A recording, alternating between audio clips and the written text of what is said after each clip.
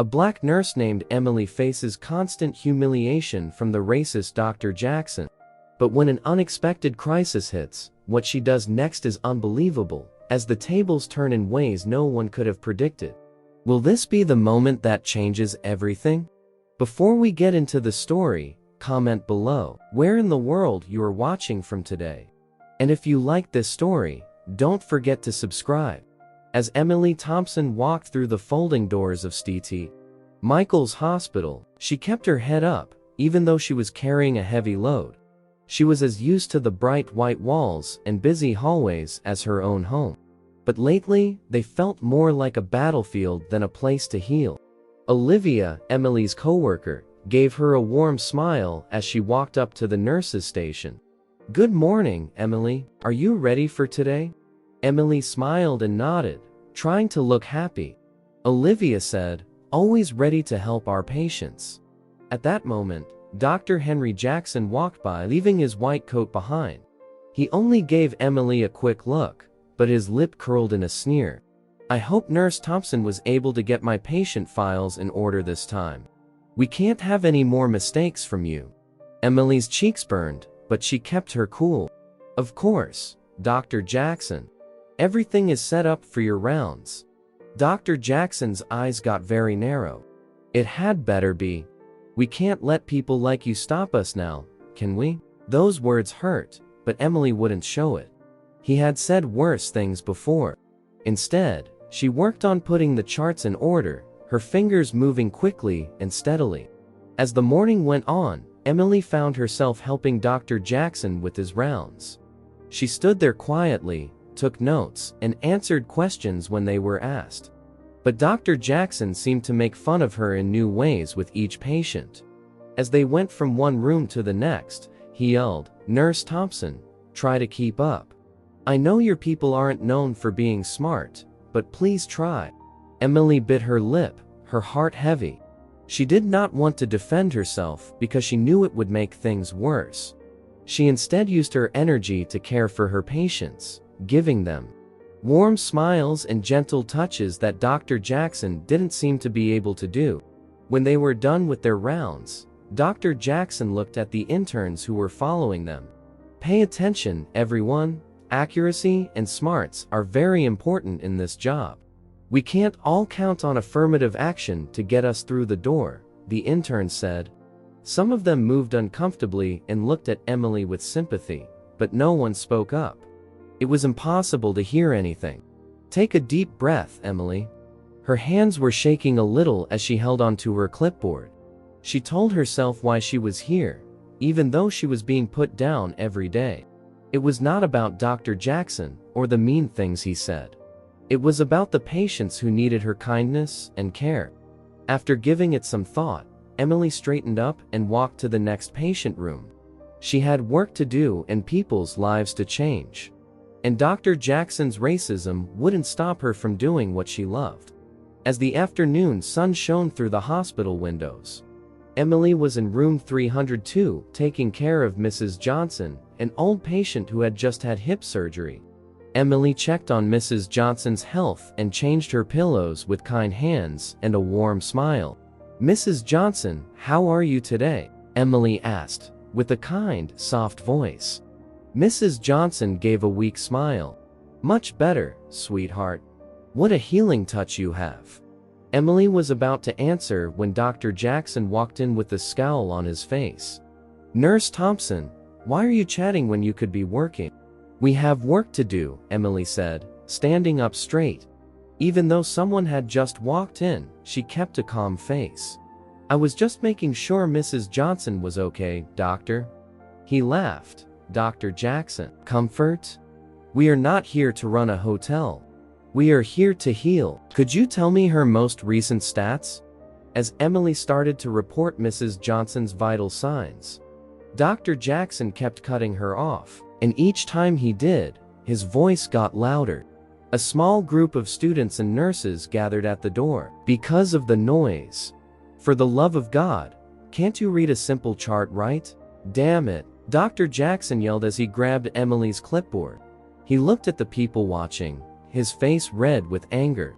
This is what happens when we drop our standards. A lot of people aren't good at what they do. Emily felt ashamed, but she stood tall and looked at something just over Dr. Jackson's shoulder. The sympathetic looks from her coworkers were on her, but no one tried to speak up. Mrs. Johnson grabbed Emily's hand because the scene in front of her was making her feel bad. Her voice was shaking as she said, "Nurse Thompson has been nothing but kind and professional." There wasn't much time for Dr. Jackson to look at the patient. "With all due respect, Mrs. Johnson, you're not qualified to judge medical competence," he told her, his voice full of sneer. He then turned back to Emily. "I need a full report in an hour." "Don't mess that up either," he yelled. As he stormed out of the room, the staff quickly split up, leaving Emily and Mrs. Johnson alone. The old woman put her hand on Emily's. "I'm really sorry, sweetheart. You don't deserve that," Emily said, with a small smile, but her eyes were still wet with tears. "Don't worry, Mrs. Johnson. Let's put our attention on getting you better." As she made her rounds, Emily's coworkers looked at her with sympathy, but no one came up to her.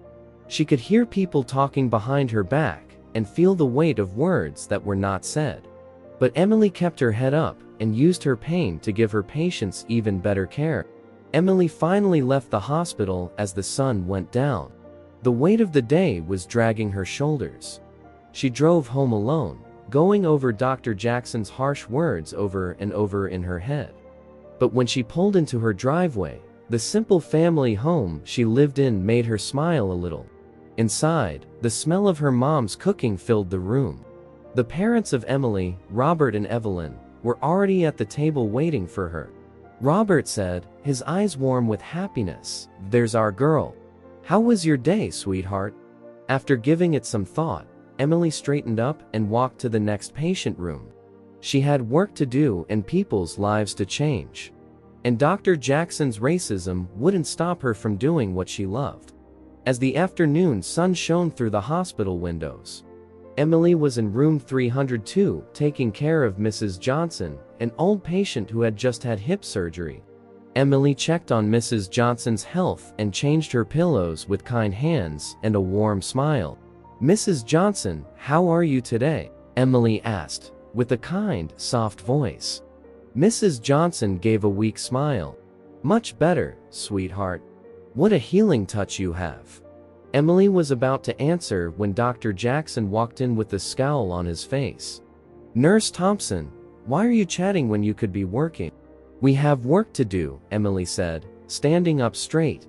Even though someone had just walked in, she kept a calm face. "I was just making sure Mrs. Johnson was okay, doctor." He laughed. "Dr. Jackson, comfort? We are not here to run a hotel. We are here to heal. Could you tell me her most recent stats?"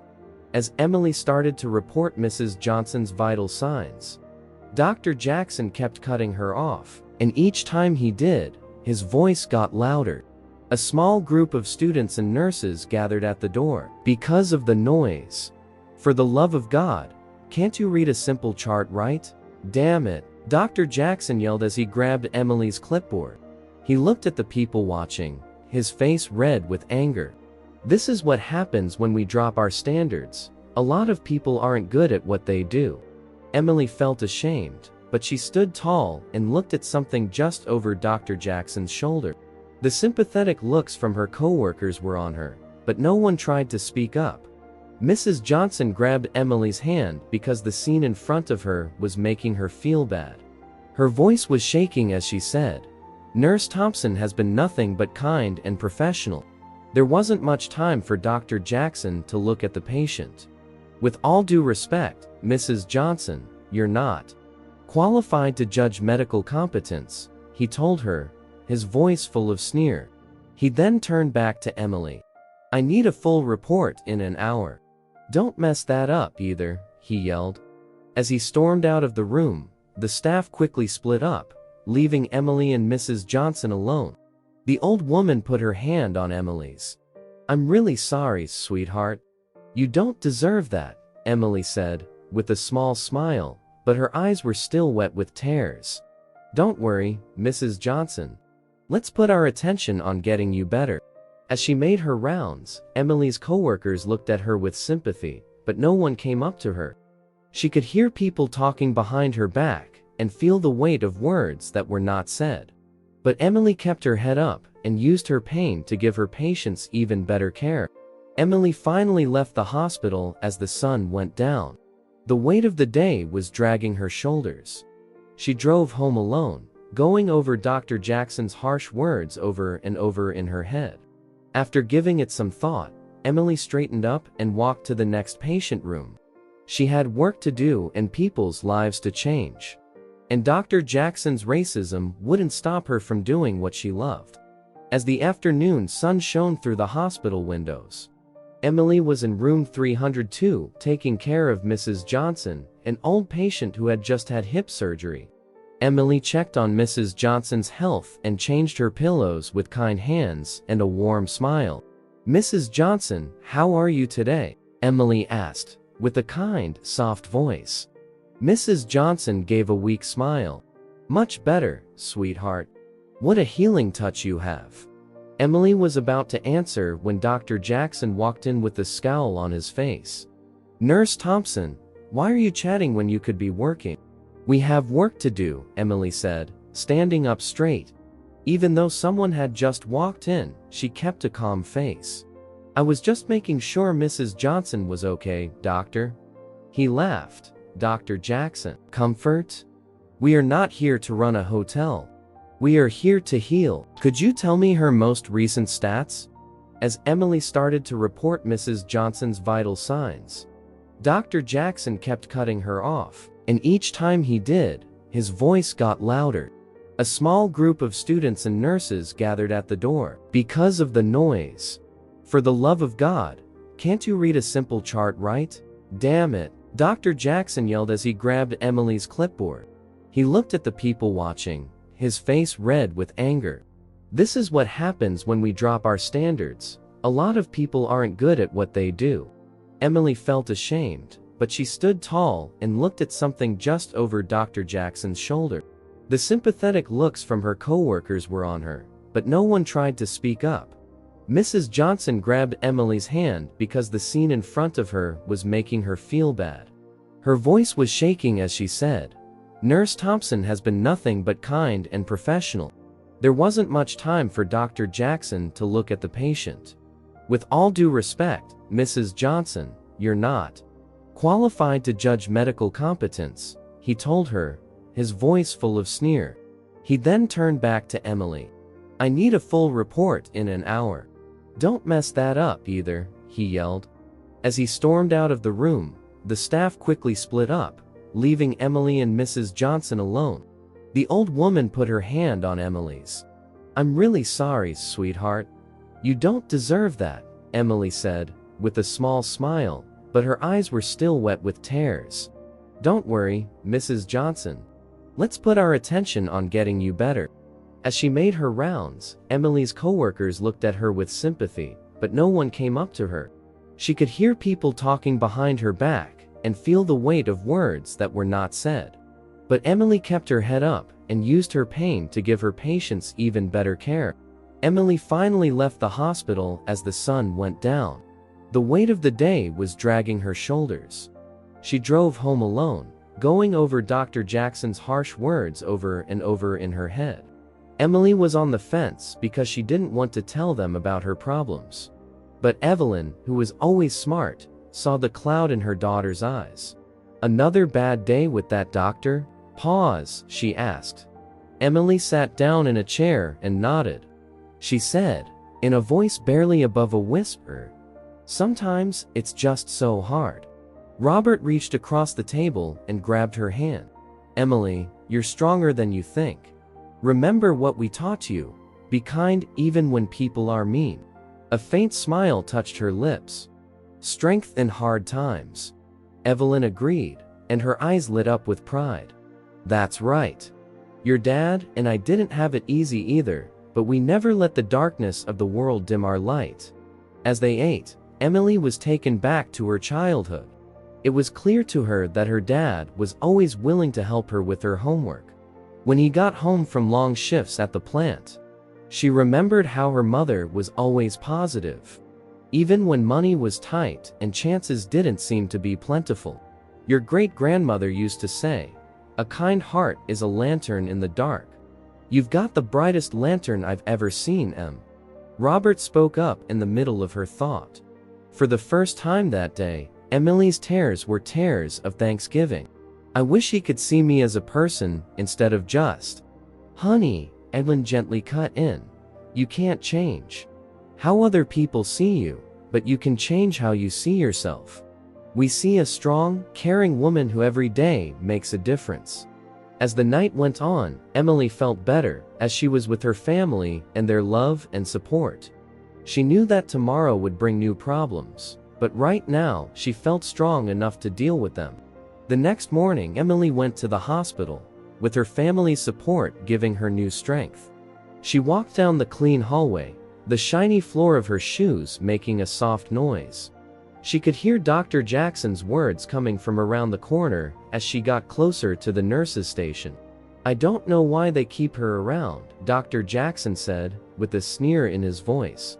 "She probably isn't adding anything to the team. She's just meeting some diversity requirements." Emily froze and clenched her clipboard so hard that her knuckles turned white. Each word was like a sharp knife cutting through her heart. She took a weak breath and fought back tears that were about to fall. She thought for a moment about going around the corner and addressing Dr. Jackson and the coworker he was talking to. She thought back to what her mother had said the night before. "You can't change how other people see you, but you can change how you see yourself." Emily took a deep breath, straightened her shoulders, and walked the other way. She went to the infant ward with the goal of getting lost in her work. Over the course of the day, Emily worked harder than ever at her tasks. She checked on the patients, changed the IVs, and reassured parents who were worried. But Dr. Jackson's words kept playing over and over in her mind. Emily's hands were shaking as she tried to fill out a patient's chart. While she was on break at the nurse's station, she was getting tired of the stress of having to deal with this kind of treatment every day. She had a feeling heavy and tight in her chest, which made it hard for her to breathe. A young nurse named Amelia saw that Emily was upset. "Are you okay? What are you doing?" she asked softly, putting a light hand on Emily's shoulder. Emily forced out a weak smile. She lied, her voice barely above a whisper. "I'm fine." But she wasn't okay on the inside. It was getting almost too hard for her to keep proving herself and getting past the bias. Emily woke up the next morning to soft sunshine coming in through her curtains. She was looking forward to her day off because she was tired of all the stress at work. She stretched out in bed, enjoying the peace and quiet, before she got up to start her day. Emily went to the grocery store for a quick task after a leisurely breakfast. As she drove, she thought about how hard things were at work, the constant stress, the mean comments, and the daily battle to keep her pride. All of that made her heart hurt. It was time for Emily to take a deep breath. She gently told herself, "Today is for relaxing." She got a cart and went into the store, determined to keep her mind on the easy job at hand. Emily felt herself slowly relaxing as she walked down the aisles. Her thoughts were calmed by the familiar rhythm of picking out fruits and veggies, checking the dates to see when they went bad, and comparing prices. She could just be Emily here, away from the stress of the hospital. Not Nurse Thompson or Dr. Jackson's favorite target, just Emily. Emily stopped in the cereal aisle to think about what she could do. She cracked a small smile as she thought about how much she liked sugary foods, just like her dad. She was trained as a doctor, but she reached for a bright box as a small treat for herself. While Emily was shopping, she couldn't help but think about better things. She was looking forward to the family dinner this weekend, the new book that was waiting for her at home, and the small plant she had been taking care of on her balcony. It was hard for her to think about these easy pleasures because of all the stress at work. Emily said hello to the cashier at the register, and her natural friendliness and kindness shone through. She was glad to be able to talk to someone without the stress she often felt at work. While Emily was putting the groceries in her car, she felt calm. This simple job was a good way for her to remember what her life was like outside of the hospital. A loud crash broke up the quiet afternoon just as Emily finished putting her groceries in the trunk of her car. The air was filled with the sound of metal and tires screaming, which sent a chill down her spine. She slammed her trunk shut right away and spun around, looking around the parking lot for what was making all the noise. She saw a horrible scene just outside the lot's edge. A small red car had hit a streetlight, and its front end was all jumbled up like an accordion. There was smoke coming from the hood, and broken glass was all over the ground. Emily's heart beat fast as her instincts to nurse kicked in.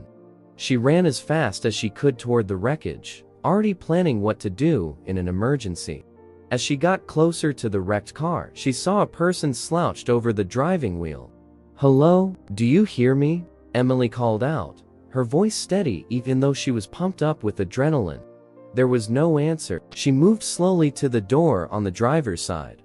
It was bent, but not completely stuck. She was able to get it open with a strong pull. Inside, she found a young boy who was unconscious and stuck because of the bent metal in the car. Emily quickly figured out what was going on thanks to her training. The boy's chest was going up and down, which was a good sign. But he had a bad cut on his forehead that was bleeding a lot. His left leg was stuck under the smashed dashboard, and Emily knew she shouldn't try to move him. Even though she knew he couldn't hear her, she said, "It's okay, sweetie." She heard sirens in the background that were getting louder by the second. They said, "Help is on the way." Emily knew that each second was important.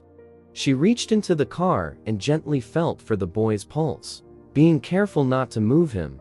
There it was, but it was weak and shaky.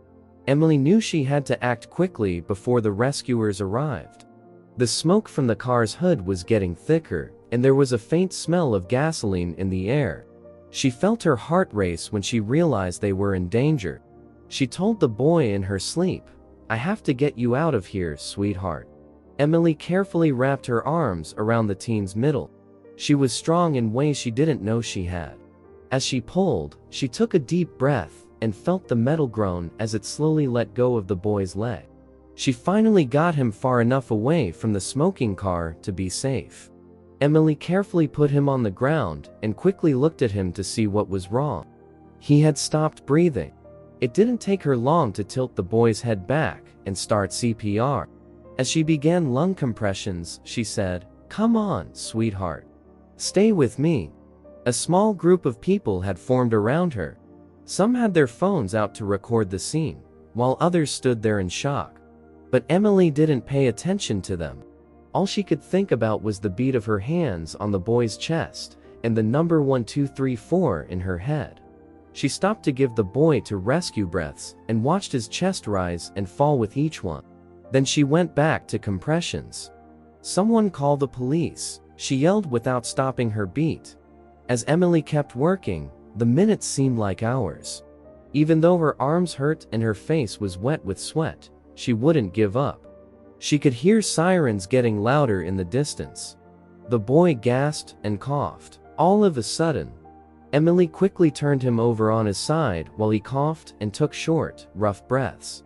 Peace of mind rushed over her like a wave. She rubbed his back gently and said, "That's it, honey. Don't worry, do not stop breathing." Emily finally let herself look around when the ambulance arrived. People in the crowd were clapping and cheering, their faces showing a mix of shock and relief. But Emily's attention stayed on the boy, whose eyes were now wide open. With their gear in hand, the paramedics rushed to the scene. Emily quickly told them what was wrong with the boy while she was still kneeling next to him. "When I pulled him out, he was unconscious," she said, her voice steady, even though she was tired. "I did CPR on him for about 5 minutes before he started breathing on his own," she said. The lead paramedic was pleased and nodded. "Well done, ma'am. We'll handle it from now on." As they put the boy on a bed, Emily suddenly didn't want to leave his side. That thought of not knowing if he was okay broke her heart. She had worked so hard to keep him living. "I'm a nurse at St. Mary's," she said, and she made up her mind right then. "Let me ride along, if that's okay with you guys," Emily said. Soon, she was in the back of the ambulance with the boy, holding his hand as they sped toward the hospital. The car's siren kept going off, reminding them of how important their position was. In her mind, Emily told the boy to keep fighting as she watched his chest rise and fall. She prayed, but didn't know it until she heard herself say, "Please, God, let him be okay." As they got closer to the hospital, the boy moved a little and his eyes flitted open and closed, making it hard for him to concentrate. Emily squished his hand softly and said, "It's okay, sweetheart. You're okay." The boy's mouth moved as he tried to say something. She leaned in to hear him. "Better," he said, "my dad." In a weak voice, Emily told him, "Don't worry. We'll find your dad." After pulling up to the emergency door of St. Mary's Hospital, the paramedics told the person, "Just rest now." As soon as the back doors opened, Emily felt like she had been there before. She'd been through these doors many times before, but never quite like this. As they rushed to get the stretcher out, the rescuers called out the boy's vital signs to the waiting emergency team. Emily was right behind him, and her hand was still around the boy's. Emily could only think about the young life she had saved as they wheeled him through the familiar halls. She had no idea how much this day would change her life, or how it would change her bond with the hospital she believed was her second home. Emily moved out of the way as the doctors in the emergency room took over. As she let go of the boy's hand, her hands shook a little. She watched as they wheeled him away, her heart heavy with worry. She was waiting alone in the waiting room, and the busy background noise faded into the background. Emily let out a deep breath she hadn't realized she'd been holding, as she sank into a chair. The day's events came over her like a wave. She had been food shopping earlier in the day to enjoy her day off. Now, she was waiting for news about the boy she had pulled from a wrecked car while she was dirty and sweaty. The scene in the parking lot played over and over in her mind, the sound of the tires screeching, the smell of smoke, and the fear in the boy's eyes when he quickly woke up. However, Emily's training had already begun, and now that the energy was wearing off, she felt completely worn out. She closed her eyes and whispered, "Please let him be okay." As Emily sat there thinking, all of a sudden, there was a lot going on around her. When she looked up, she saw a group of doctors and nurses pushing a wheelchair quickly by. When she saw the boy from the accident, her heart skipped a beat. "We need to operate on him right away," one of the doctors yelled. Emily jumped to her feet right away, forgetting how tired she was. "I can help," she said, with a strong, steady voice. The head doctor gave her a quick look, and his eyes lit up with recognition. "This is Nurse Thompson. We need your help." With a nod, Emily's professional air took over. She quickly took a shower and put on new clothes. In just a few minutes, she was back to the normal routine of the emergency room, where she focused on the young patient while they got him ready for surgery. Emily was very alert and knew that every second was important. She moved her hands quickly and accurately as she attached monitors and adjusted IVs. The pale face of the boy made her remember why she became a nurse in the first place. At the same time, Dr. Henry Jackson was working on an operating table a few doors down, totally unaware of what was going on nearby. As he did a delicate process, his skilled hands worked with great accuracy. The only sounds in the operating room were the steady beeps of the monitors and Dr. Jackson's occasional orders to his team. Emily helped keep the boy stable in the emergency room before he was wheeled into surgery. She said a silent prayer as the doors shut behind him. There was still a chance that the surgery would go well, even though she knew she had done everything she could. Emily took a deep breath to calm down. She had to take care of other people as well. Putting her fear about the boy out of her mind, she turned her attention to the next case, ready for any problems that might come up that night. After taking a step back from the operation table, Dr. Jackson smiled happily under his surgical mask. He had just finished another successful surgery, which made him even more well known as one of the best doctors in the hospital. "Great job, everyone," he said, with that usual air of dominance in his voice. "As always, I expect to have a full report by morning." As he started to take off his medical gloves, a nurse walked in with wide eyes and a pale face. "Dr. Mash," she yelled, her voice shaking, "we need you right away. That's your son." It took all the color out of Dr. Jackson's face. "Paul, how about Paul?" he demanded, losing his normally calm tone. "There was an accident," the nurse said, in a soft voice. "He's having surgery right now." Dr. Jackson's world became off-center. He pushed past the nurse and ran out of the operating room, without saying a word, leaving his confused team behind. As he sped through the hospital hallways, his feet hit the shiny floors hard. Both staff and patients were shocked as the usually polite Dr. Jackson flew past them, his face showing fear and desperation. "Where is he? Hey!" Dr. Jackson yelled at a scared nurse as he made his way to the surgery wing. "Where is my son?"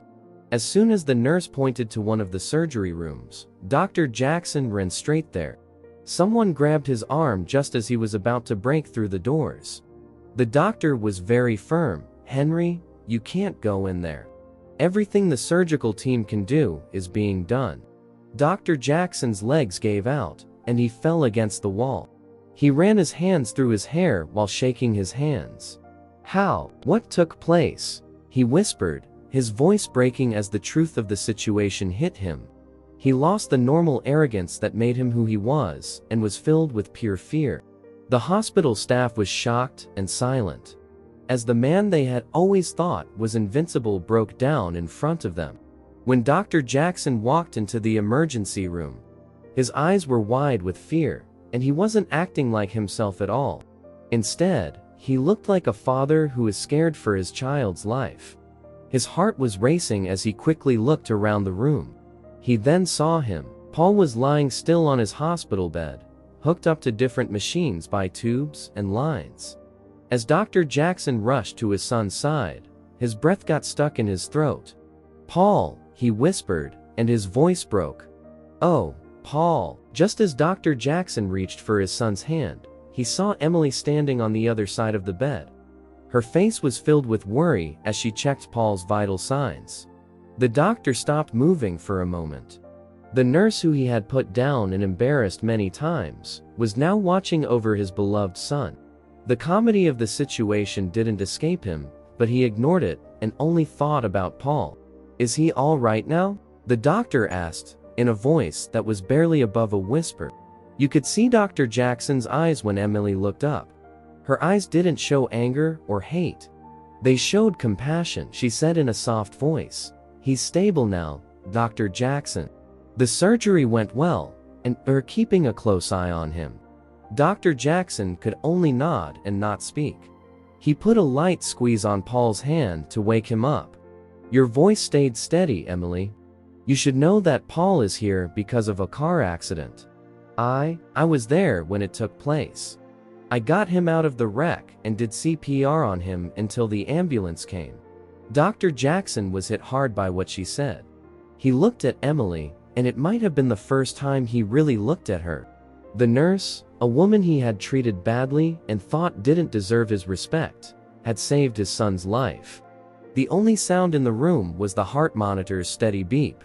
Dr. Jackson stood there with his hands still on Paul's, trying to figure out how to handle the huge problem. As the doctor tried to figure out how to balance his biases with what he saw, the tension in the air was evident. It was impossible to hear anything. Dr. Jackson stood still, his hand still on Paul's, and stared at Emily with a mix of shock and shame in his eyes. He no longer had his normal arrogance. Instead, he had a look of complete confusion on his face. Emily kept working because she was always a professional. She looked at Paul's changed the amount of air he was getting, and wrote something on his chart. Dr. Jackson's stiff posture was very different from her smooth, practiced moves. I don't understand," Dr. Jackson finally said, in a voice that was hard to hear. It looked like the words were getting stuck in his throat because he couldn't believe what was going on. Emily looked up from what she was doing and met Dr. Jackson's eyes. "What do you need to know, Dr. Jackson?" "Pause," she asked. There were no words coming out of Dr. Jackson's mouth as it opened and closed. How could he explain that his whole view of the world had just been shattered? He had put down and ignored her for a long time, but now she was the reason his son was still living. There was silence between them until the heart monitor beeped. Dr. Jackson's eyes kept going back and forth between Emily and Paul, as if he were trying to figure out what was going on. He finally got out, "You saved him," and his voice broke with emotion. "After everything you kept my son safe." Emily gave a soft nod, and her eyes never left Paul. "I have to do it, Dr. Jackson. That's what I do." Simple words like those hit Dr. Jackson like a punch. He stumbled back a little because his own bias and Emily's kindness were too much for him to handle. His whole world turned upside down at that very moment. He lost faith in everything he thought he knew and all the assumptions he had made. He was left standing there, shocked and ashamed. As Emily continued to care for his son, with the same love and skill she always had, even though he had hurt her. As the sad scene played out in Paul's hospital room, the door flew open, and a woman with worried eyes and teary cheeks rushed in. Paul's mother, Sandra Jackson, was there. "She is married to Dr. Jackson." "Oh, my child," she screamed and ran to Paul's bedside. When she saw that her son was still alive and breathing, she grabbed his hand and sobbed her eyes out. Dr. Jackson stepped back to make room for his wife, because he was still shocked by what he had just realized. Emily stood nearby, quietly, still taking care of Paul's needs. Sandra looked at her. Are you the nurse who helped us?" Sandra asked with a shaking voice. Emily gave a small nod. "Yes, ma'am. My name is Nurse Emily Thompson." Before Emily could react, Sandra threw her arms around her and hugged her tightly. "Thanks," she cried so hard that her tears got on Emily's scrubs. "Thank you for stopping, Paul. We will never be able to thank you enough for what you did." Emily was surprised by the sudden display of love, but she returned the hug gently. "Don't worry, Mrs. Jackson. I'm glad I could assist." Dr. Jackson stood there and watched what was happening. He couldn't find the words to say, so his mouth kept opening and shutting. He felt guilty every time he saw Emily by Paul's bedside, and now it was almost too much for him to handle. He stumbled over his words and lost the elegance he usually had. How could he describe the storm of feelings that were raging inside him? Gratitude for his son's life, shame for the bad things he had done in the past, and awe at Emily's unwavering kindness. Emily looked at him over Sandra's shoulder. Her eyes were full of understanding and no judgment. Even when the Jackson family was going through a lot of mental turmoil, she stayed calm and collected. When Sandra finally let go of Emily, she wiped her eyes. "We can't thank you enough." "What is it?" she asked, her voice heavy with feeling. Emily gave Paul a soft smile and turned her attention back to him. "Seeing Paul get better will be enough for me, Mrs. Jackson. That is all that counts at this point." Paul went through a series of tests and treatments as the hours went by. The medical staff worked hard all night, building on Emily's quick thought and excellent care at the accident scene. Paul's health started to get better slowly, but surely. Dr. Jackson and Sandra stayed by their son's bedside, but their faces showed that they were worried and tired. Emily kept checking on Paul often, and her gentle presence always made the family feel better. In the hospital hallways, people talk began to get around the staff. While they were on break, the nurses crowded together, their voices low and full of awe and shock. "Heard that?" one nurse told another. "Dr. Jackson's son was saved by Emily Thompson." "No way." "Yes," her coworker said, rolling her eyes. "Is that the same Dr. Jackson who always picks on her?" Along came a doctor, who shook his head and spoke up. "Talk about a twist of fate. The nurse he's been yelling at for months just saved his child's life. The news quickly spread through the hospital. Staff members who had seen how Dr. Jackson had treated Emily in the past were shocked by what had happened. Some people thought it was fair, while others hoped it would make the doctor change his mind. A small group of interns talked about what was going on in the diner. "I guess Dr. Jackson must be really upset right now," one of them thought. "Yeah," said someone else. "Having to owe everything to someone you've been mean to must be killing him inside." The situation's irony became hard to ignore as the day went on. The nurse that Dr. Jackson had put down and laughed at had saved his son's life. It was a strong warning that kindness and skill had no limits, and that bias-based judgments of others could lead to unexpected results. He had his head in his hands as he sat in a chair next to Paul's hospital bed. It was hard for him to forget how close he was to losing his son. Because of the heart monitor's steady heartbeat, he felt guilty as he looked up at Paul's sleepy face. The guilt was so strong that it made him feel like he would drown in shame. His mind went back to all the mean things he had said, and looked at Emily dismissively. Over the past few months, every mean thing. Every time he put her down in front of other people. Every time he made her feel like she wasn't good enough. Everything fell apart around him. Now, he asked himself, "What have I done?" In a voice that was hard to hear. He thought about how professional Emily had always been, and how she had always carried herself with pride, even though he was always trying to put her down. She didn't think twice about it or know who Paul was, but she saved his life anyway. When Dr. Jackson faced the ugly truth of his biases, his chest tightened. The only thing that made him judge Emily was her past. He never gave her a chance to show what she was made of. He had let his deep-seated views cloud his judgment, and make him treat a skilled and caring nurse like she was below him.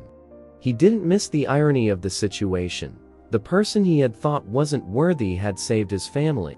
After realizing how wrong he had been and how his biases had kept him from seeing Emily's true worth as a person and as a worker, Dr. Jackson felt a heavy load of shame. Because he was struggling with his own problems, Dr. Jackson knew he had a long way to go to make things right. It would be hard to change, but when he saw his son, who was still living because of Emily's actions, he knew he had to go on that journey. As he walked up to Emily at the nurse's station, Dr. Jackson took a deep breath to calm himself down. His hands were cold and his heart was racing. He didn't know what he was doing and felt completely out of place. "Nurse Thompson," he said, and his voice was shaking, which wasn't like him at all. "May I have a word with you?" Emily looked up from her work, and her face was blank with professionalism. "Of course, Dr. Jackson. Is this about Paul's condition?" The doctor cleared his throat. As usual, he struggled to find the right words as he said, "Well, no, yes, partly. But I wanted to. I wanted to thank you for what you did, and to apologize for my behavior." Emily's face stayed the same. "Thank you, Dr. Jackson," she said, with a simple nod. "Now, about Paul's last test results." Dr. Jackson blinks, because she shook him off. "Oh, yes, of course, but I really need to say." Emily spoke up in a strong but gentle way. "Paul's recovery is the priority right now. Let's focus on that." Dr. Jackson nodded, feeling upset. When Emily told Dr. Jackson that Paul's vital signs were getting better and that the next steps in his treatment plan were being planned, he was amazed at how calm she was. She was going about her business as if he hadn't been making her life impossible at work for months. She was always committed to her job and taking care of Paul. During their talk, Dr. Jackson tried to say sorry a few more times in a way that seemed awkward. Even though Dr. Jackson was having trouble finding the right words, Emily always kept the conversation on track by bringing it back to Paul's medical needs. When they were done talking, Dr. Jackson felt both angry and impressed.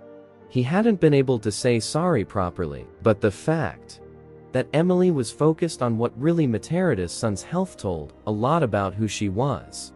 "Thank you, Nurse Thompson," he finally said, his voice upset. Emily did nothing but nod. She then said, "I'll be back in an hour to check on Paul. Please let me know if you need anything before then." She then turned and left, leaving Dr. Jackson to think about how long it would take to make things right.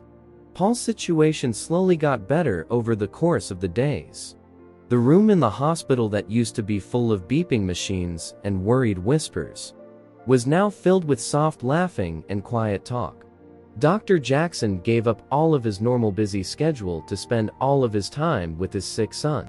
It had been years since he had done something like this. Emily kept taking care of Paul with the kindness and skill that are her trademarks. Dr. Jackson felt both guilty and awed every time she walked into the room and watched her carefully check Paul's vital signs. She moved quickly but carefully, and her movements were smooth and careful. "How are you today, Paul?" Emily asked, with a smile that lit up the room. Paul responded, "Better, thanks to you." His voice was still weak, but he was thankful. As he agreed, Dr. Jackson nodded, and for a moment, his eyes met Emily's. She then looked away. Even now, the strain between them was still there. It seemed to fill the room whenever they were together. These changes in Dr. Jackson became more clear to those around him as Paul's healing went on. The surgeon, who used to be very strict, spoke more softly now that he had been humbled. Nurses who used to avoid him now found him easy to talk to and even nice. One nurse said to another, "I hardly recognize him," as they watched Dr. Jackson help Paul take a few shaky steps down the hospital hallway. Even his family could tell the difference. Mrs. Jackson looked at her husband with a mix of surprise and relief. She saw a gentle side in him that had been buried for too long. "Henry," she told him one night, as they sat by Paul's bedside, "I think this has changed you." He first looked at his son, who was sleeping, and then at his wife. "It has," he said, in a soft voice. "And I have a lot to make right." He looked over at the door, where Emily was just coming in to do her evening rounds. The air in the room seemed to get thicker, and the quiet was heavy with the words they didn't say. But there was a new spark in Dr. Jackson's eyes, a hope for peace and a desire to make things right. The next morning, Dr. Jackson got to the hospital earlier than normal. He had dark circles under his eyes from not being able to sleep the night before because he was struggling with his guilt. His steps were quick and steady as he waited for Emily to come in for her shift. He took a deep breath and called out, "Nurse Thompson, may I speak with you privately?" As he saw her coming toward him, Emily stopped, and her face showed that she was being serious. She gave him a nod and followed him into a room that was empty. Once Dr. Jackson got inside, his carefully practiced words went away. He stood there and tried to say something, but couldn't. He spoke with a heavy heart, "Emily, I've been so wrong about everything." Tears filled his eyes. "I can't forgive the way I've treated you and the things I've said," he said. Emily kept quiet and looked at him calmly. Dr. Jackson went on, but his words came out quickly. "You saved my son's life. Youth person I've put down and slandered for so long. I can't even begin to tell you how grateful I am, or how ashamed I am." He lost his cool and wiped his eyes with shaking hands. "I'm sorry, Emily. I'm so deeply, truly sorry for everything. You've shown me what true strength and compassion look like. I've been blind, and I don't deserve your forgiveness. But I need you to know how sorry I am." Emily listened carefully, her face relaxing a little, but staying calm. She didn't answer right away after Dr. Jackson was done. "Thank you for being sorry, Dr. Jackson," she said, her voice calm and steady. "I appreciate your honesty and sincerity. I did what any healthcare professional would do for Paul, and I'm glad he's recovering well." The calm way she answered made Dr. Jackson feel both relieved and humbled. He nodded. He knew that his words wouldn't fix the years of pain, but he hoped they would be a start. As Emily left the meeting room, she saw a familiar face coming toward her. She was still thinking about how sorry Dr. Jackson was. It was Dr. Jackson's wife. She had tears in her eyes, but a happy, thankful smile. She asked Nurse Thompson, in a soft voice that was shaking with emotion, "Could I talk to you for a minute?" A soft smile came from Emily as she nodded. "Of course, Mrs. Jackson. How can I help you?" Mrs. Jackson tried to calm down by taking a deep breath. "I want to thank you again, but this time in the right way. What you did for Paul and our family is beyond words." She grabbed Emily's hands and squeezed them tightly. "You're a hero, Emily, a true hero. Our family will never forget what you did." Emily realized she had a lump in her throat, but she kept her cool. "I'm just glad I was there to help, Mrs. Jackson. Paul is a strong young man, and I'm so happy he's recovering well." Mrs. Jackson's eyes got wet with new tears. "It's not just about saving Paul's life, how that alone is more than we could ever repay. It's about how you did it, with such selflessness and courage. And even after the way you've carried yourself with such dignity." She left, filled with emotion. With a soft squeeze, Emily pulled her hands back to show support. For a moment, the two women stood there and felt a deep but quiet bond. Emily's kindness and humility shone through, even when they were being thanked so much. Mrs. Jackson said, "Thank you," but her voice was hard to hear. "Thank you for being the person you are, Emily. You've changed our lives in more ways than you know." Emily nodded, and her eyes were still wet with tears. "I'm honored to have been able to help. Mrs. Jackson, Paul's recovery is all the thanks I need." In the days that followed, there was a clear shift in the hospital hallways. Dr. Jackson started to change right in front of everyone's eyes. He used to be known for being cold and saying mean things. The staff was shocked to see how the famous surgeon's mood changed so quickly. Dr. Jackson walked into the room one morning while Emily was taking Paul's vital signs. Instead of being rude like he usually is, he smiled at her when he met her. "Good morning, Nurse Thompson. How's our patient doing today?" Emily blinked in surprise, but she quickly got over it. "Good morning, Dr. Jackson. Paul's vitals are stable, and he's showing signs of improvement." Dr. Jackson nodded, and his eyes lit up with real gratitude. "Excellent work, as always. Thank you for your dedication." Things kept changing after that. During staff meetings, Dr. Jackson started recognizing the work of everyone on the team, no matter what role they held. He carefully considered ideas and encouraged people to talk freely.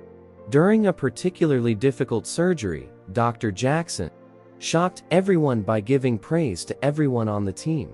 "Great job, everyone. Nurse Thompson, your quick thinking was very important.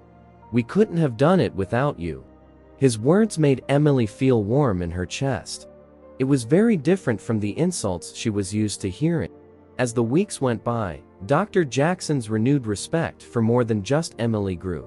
He started to push for better treatment of all workers, no matter what their job was or where they came from. In a meeting with hospital officials, he fought hard for policies that were more open to everyone. "We need to create an environment where every staff member feels valued and respected," he said, with force. "Our strength lies in our diversity, and it's time we recognize that." The people who worked at the hospital were amazed to see how Dr. Jackson, who was once known for being harsh, turned into a fighter for fairness and respect. Everyone in the hospital felt better after seeing how he changed. Even though Emily kept working at the hospital, the mood had changed a lot. People used to talk about how badly Dr. Jackson treated people in the hallways, but now they were buzzing with a new energy. People who worked with her before had been silently sympathetic as they watched her struggle. Now, they looked at her with genuine respect. Emily saw a change in the way people talked to her as she went around. Doctors asked her for advice more often, and other nurses were excited to work with her. People on staff, even the shy ones, now smiled at her and complimented her. Girl nurse Olivia said in a whisper, "Emily, you're an inspiration," as they worked on patient charts together. "The way you handled everything, it's just amazing." Emily's face turned red. "I'm just doing my job, Olivia. Nothing special." But Emily couldn't hide the feeling of personal justice that washed over her. Everyone could see how Dr. Jackson had changed. He walked the halls with a more humble attitude and was polite and respectful to everyone on staff. Emily was checking on a patient in the afternoon when she heard two doctors talking in the hallway. "Have you noticed how different Dr. Jackson is lately?" a friend asked. "It's like night and day," said the other person. Emily gave herself a small smile as she continued her work. "I never thought I'd see him fighting for diversity, training, and policies that include everyone." She kept her mind on her work and didn't let her sudden admiration get the best of her. Her patients were still her top priority, and she did everything with the same care and dedication she always had. As Emily went about her day, she couldn't help but feel a quiet sense of being right. The hospital, which had been a place where she had to fight every day, now felt like a place where she belonged. As the weeks went by, Dr. Jackson's change continued to amaze everyone at the hospital. One day, he walked up to Emily as she was finishing her shift. He was not at all the cocky surgeon he used to be. He said, "Nurse Thompson," but his voice was shaky. "Do you have a moment?" Emily nodded, interested but wary. "Of course, Dr. Jackson. What can I do for you?" The doctor took a deep breath. "I've been thinking a lot about how to make real changes here at the hospital. The board has approved a new initiative to promote diversity and inclusivity in the workplace, and I'd like you to be a part of it." Emily's eyes widened. "Me?" she asked in a voice that was almost whispery. Dr. Jackson said, "Yes. Yes, you. I know I have a lot to learn, and I can't think of anyone better to help guide this initiative. Your strength, your compassion, your ability to rise above you are exactly what we need." It made Emily feel a lot of different things. Some of her wanted to jump at the chance to be at the forefront of good change. But other parts of her hesitated because they remembered the hurt and shame she had been through. I don't know what to say, Dr. Jackson," she said, her voice a little shaky. Dr. Jackson's eyes got softer. "I understand if you're hesitant, Emily. I haven't given you any reason to trust me in the past. But I'm asking for your help. No, not just for me, but for everyone who works here. We can create a better environment for all, and your input would be invaluable." Emily thought about what he said for a moment. Her mind went to all the other nurses and staff members who could benefit from this plan. She thought about what could happen to the hospital in the future, and how things could really change for the better. She finally gave Dr. Jackson a look and a nod. "Okay," she said, in a low voice. "I'll do it, but I want to make sure this isn't just for show. We need to make real changes." Dr. Jackson's face lit up with happiness and thanks. "Absolutely, Emily. That's exactly what I want. Thank you. Thank you so much." While Dr. Jackson was leaving, Emily felt a bit of hope. That the path ahead wouldn't be simple, but she was ready for the test. She felt like she could really make a difference at the hospital for the first time in a long time. People were very excited as the new diversity and inclusion program began at the hospital. Emily stood at the stage and spoke to the staff. Her voice was clear and strong. Dr. Jackson stood to the side and nodded in agreement as Emily spoke. "Today, we begin a new chapter at our hospital," she said, looking around the crowd. "A chapter where every voice is heard, every person is valued, and every contribution is recognized." Everyone could see that he had changed. The cocky surgeon who had put Emily down was no longer there. In his place stood a man who had been hurt and was driven to make things right. Emily led trainings and classes over the next few weeks. She was a great leader as she led talks on unconscious bias, cultural sensitivity, and making the workplace respectful. Her calm attitude and deep understanding made her coworkers want to talk openly and honestly with her. Dr. Jackson kept his word and became a strong supporter of the project. He talked about how he changed, admitting the mistakes he had made in the past, and pushing others to look at their own biases. "I was blind to my own prejudices," he said, in one talk. But thanks to Nurse Thompson's incredible act of kindness and professionalism, my eyes have been opened. We all have the capacity to change and grow. Things began to go well for Emily. The mood in the hospital started to change slowly but surely. It was easier for nurses from different backgrounds to speak up in meetings. And doctors looked for different points of view when they had to make decisions. You could feel the change. Dr. Jackson knocked on Emily's office door one day, while she was going over some feedback forms from a class. "Come in," she said. Dr. Jackson walked in with a smile on his face. "Emily, I just wanted to say how impressed I am with everything you're doing. The impact you're having on this hospital is remarkable." Emily's chest felt warm. "Thank you, Dr. Jackson, but it's not just me. Everyone is putting in the effort to make this work." The hospital dinner that happens every year was in full swing. The big ballroom sparkled with fancy decorations, and it was full of excited chatter. Dr. Jackson walked up to the podium, and even though he is usually very sure of himself, he seemed a little worried. As he cleared his throat, the room went quiet. "Good evening, everyone," he said, with a little shaking in his voice.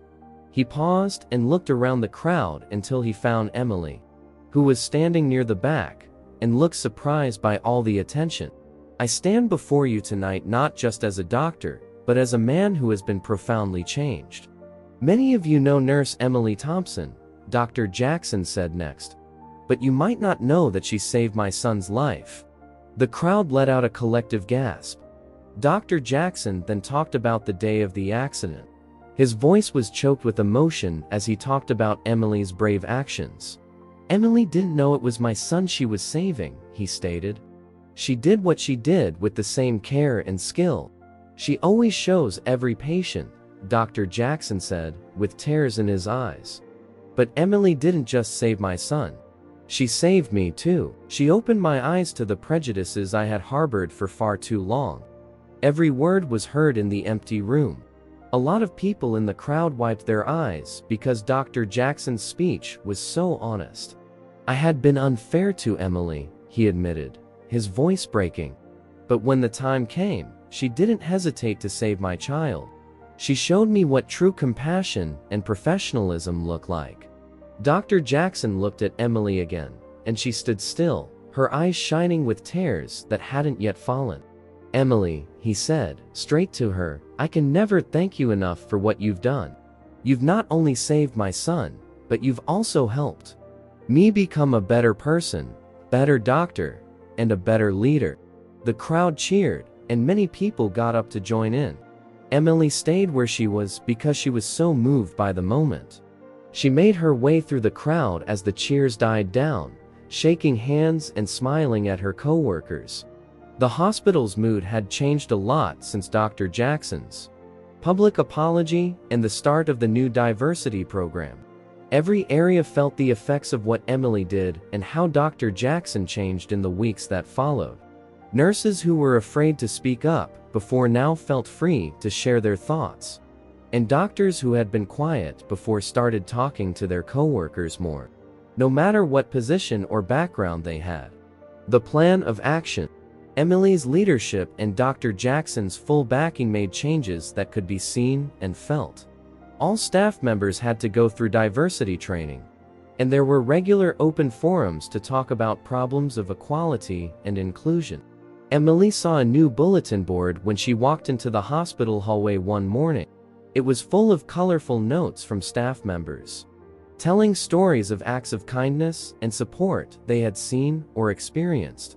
That little act made her smile because she knew it was a sign of bigger changes happening in the restaurant. Emily heard a group of interns talking about a tough case. To her surprise, Dr. Jackson sat down at the table with them and listened carefully. He then offered advice without any of the condescension he had shown before. The interns' faces lit up, showing that they were thrilled about the chance to learn from the famous surgeon in such a friendly setting. In the afternoon, Emily went to a department meeting where people were free to share their thoughts. All of the nurses, doctors, and support staff gave the same amount of work, and their ideas were all taken into account and respected, in sharp contrast to the tense meetings of the past. Where people were arranged in a hierarchy, there was a strong sense of unity. Emily ran into Olivia, another nurse, who had always been too shy to speak up, as she was leaving the meeting. "Can you believe how different things are now?" Olivia said, her eyes shining with joy. "These days, I actually look forward to going to work. We all feel like we're on the same team." Emily nodded, and she could feel a warmth going through her chest. "It's amazing what can happen when people come together and treat each other with kindness and respect," she said. Emily couldn't help but be amazed at how much she had changed. As she walked through the hospital hallways, the place that used to be unfriendly had turned into one where people respected each other and worked together. She stopped by a window and looked out at the busy city below. This gave her a chance to think about the trip that had brought her here. The mean things Dr. Jackson had said kept coming back to her, but they didn't hurt as much as they used to. Instead, they helped them remember how far they had all come. Emily remembered all the times she had held her tongue, because she didn't want to be like the other people who were prejudiced. She had a small smile on her face as she thought about the day she saved Paul Jackson's life. That one moment changed everything, not just for her, but for everyone in the hospital. She would always remember the look on Dr. Jackson's face as it was torn between thanks and shame. Pride filled Emily's heart as she thought about the diversity project she was now in charge of. No longer was it just about her. It was about making the workplace better for everyone. She became a lighthouse of hope for people who felt like they didn't have a voice or were not respected. As Emily made her rounds, she heard bits of conversations where doctors and nurses from different backgrounds were sharing ideas and helping each other. It made her happy, even though the fight for equality wasn't over. She could see that they had come a long way. A young nurse walked up to Emily and looked at her with respect in her eyes. "Thank you, Nurse Thompson," she said, in a soft voice. "I feel strong because of your strength, and I'm proud of who I am." The nurse felt Emily's soft hand on her shoulder. She warmly responded, "We all have that strength inside us. Sometimes it just takes a little courage to let it shine." It made the nurse feel better about herself, and Emily felt very happy about that. People looked up to her quiet strength, and she became a live example of how powerful it is to be strong and kind. As Dr. Jackson stood at the nurses' station and looked out into the busy hallway, he saw Emily. His face softened as a mix of respect and regret showed on it. He took a deep breath and walked up to her. But instead of his normal sure step, he walked with more humility. He spoke softly, "Nurse Thompson," which got her attention. "Do you have a moment?" When Emily looked up from her charts, she looked cool and professional. "Of course, Dr. Jackson. What can I do to help you?" They left the busy hallway and went to a quiet area that Dr. Jackson pointed out. He looked her in the eyes and cleared his throat. This was the first thing he said. "Emily, I know I've told you this before, but I want you to know how deeply grateful I am for everything you've done. Not just for saving Paul's life, but for showing me a better way to live and work." Emily listened carefully, and her calm face showed it. The doctor went on, his words coming out more easily now. "Your professionalism and strength in the face of terrible behavior truly changed me, Emily. It changed the way I see everything." He stopped and ran his hand through his becoming gray hair. "I used to believe that my way was the only way to do things. But seeing how well you handle things with such ease and respect opened my eyes." Dr. Jackson's voice dropped as he felt a mix of shock and sorrow. "You taught me more about fairness and respect than any class or book ever could. What you did and how dedicated you are to your patients and co-workers has made me realize how narrow-minded I've been." Emily's face relaxed a little as she heard how sincere Dr. Jackson's words were. He went on, his eyes shining with tears that hadn't dried. "I want you to know that I'm determined to keep going on this path. The hospital changes we're making are just the start. Thanks to you, I learn something new every day. I promise to keep improving myself and speaking up for others." There was a lot of excitement in the hospital's grand conference room, as staff from every area got together to celebrate. It said on bright posters on the walls, "Embracing diversity, celebrating unity." Right in front of everyone, Emily Thompson and Dr. Henry Jackson stood next to each other. A few months ago, that would not have been possible. Dr. Jackson walked up to the mic and smiled with pride on his face. "Today, we celebrate not just the success of our diversity initiative, but the incredible woman who made it all possible." As he looked at Emily, his eyes were filled with awe.